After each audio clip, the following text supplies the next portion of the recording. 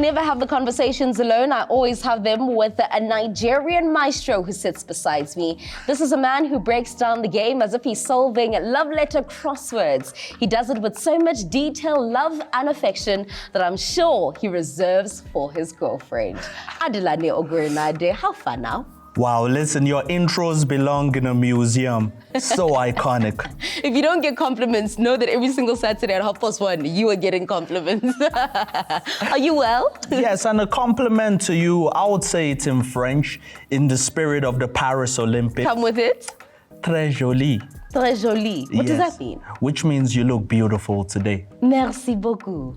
Well, as we get to learn everything that's got to do with Paris 2024, we also accustoming and associating ourselves with the language. We will get into that just a little bit later, but before we get into the headlines, let's start off by testing your knowledge. Now, the 23rd of July, 2022 is a significant day when it comes to South African women's football. I want to know from you, how? Auntie Disc is going to give them the answer. Do you have a clue? Of course I have a clue. What do you mean? Pop a clue. Let me leave it to Auntie Disky to do that one. I just want to talk about the drone scandal when it comes to women's football. No, you're being part of the people who are the problem because you just want to talk about the problems. No. Well, if you know the answer, make sure that you send it through us or through to us. Use the hashtag. It's the only one that matters. It's hashtag FootAfrique. Now, as we dissect those headlines that I promised you, we kickstart on a celebratory note. We celebrate a son of the soil. You may know him as Jingles, you may know him as Pizzo, you may know him as the King of Africa. Regardless of how you refer to him, make sure that you put Doctor in front of his name. Beautiful. He joins the class of Dr. Jomosono, Dr. Kaiser Mutaun, Dr. Ivan Koza. Absolutely. And Dr. Danny Ordan. Yes, and Dr. Adelaide. Nah, I'm kidding. But yes, Pizzo, I mean, it's not documented enough how much is an advocate for community and youth development.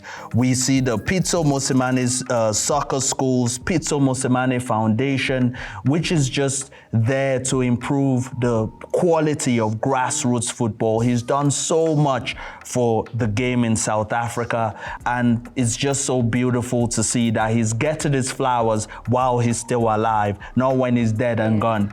Well, I'm really excited at the fact that he's being honored, and he was honored by a university that I am an alumni of. It is the Orange Army out at UJ. Congratulations to Dr. Pizzo Mosimane, and we really can't wait for the more people within the industry to be honored and recognized for the great deeds that they do within the space. Moving along from one doctor to another, except this doctor does not have a doctorate, and they're not an actual doctor. But fans of Kaizer Chiefs will be hoping that he has a diagnosis to lead Kaizer Chiefs back to the promised land.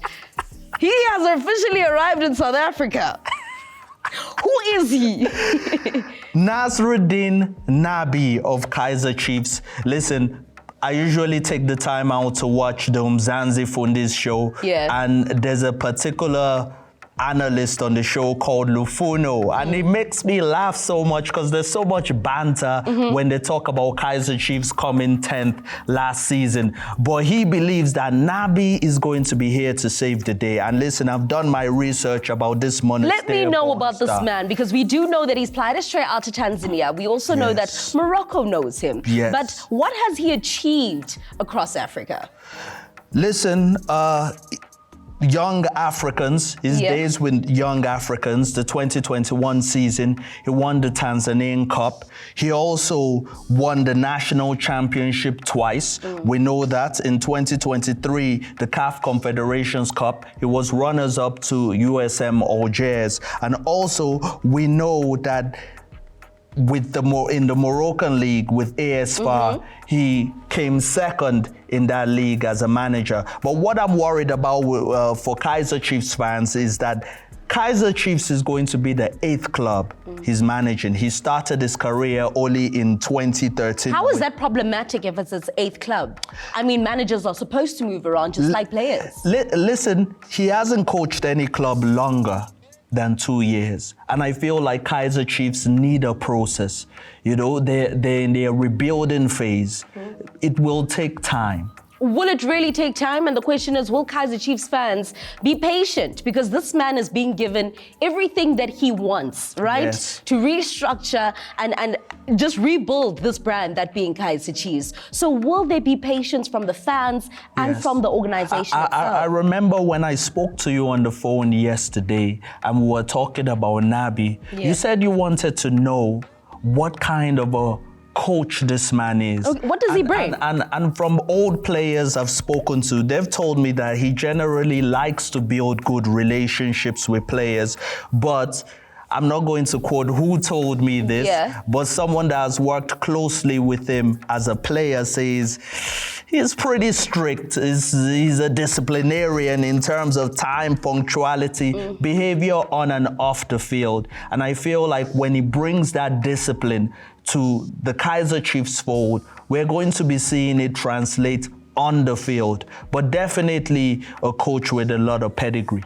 Well, a lot of pedigree is what he brings to Kaizer Chiefs, a well-established brand that needs no introduction when it comes to the world of football. The first time that we will get to see Kaizer Chiefs in action is going to be when they play up against Navi's former team, that being Young Africans, at the Toyota Cup. Let me know, what are your expectations then for that particular match that is actually taking place tomorrow? The inaugural Toyota Cup, listen, if he can do what he did with AS FAR, right? With Kaizer Chiefs, I mean, it's going to be like the first official game, and I think players are going to be looking to impress their new coach.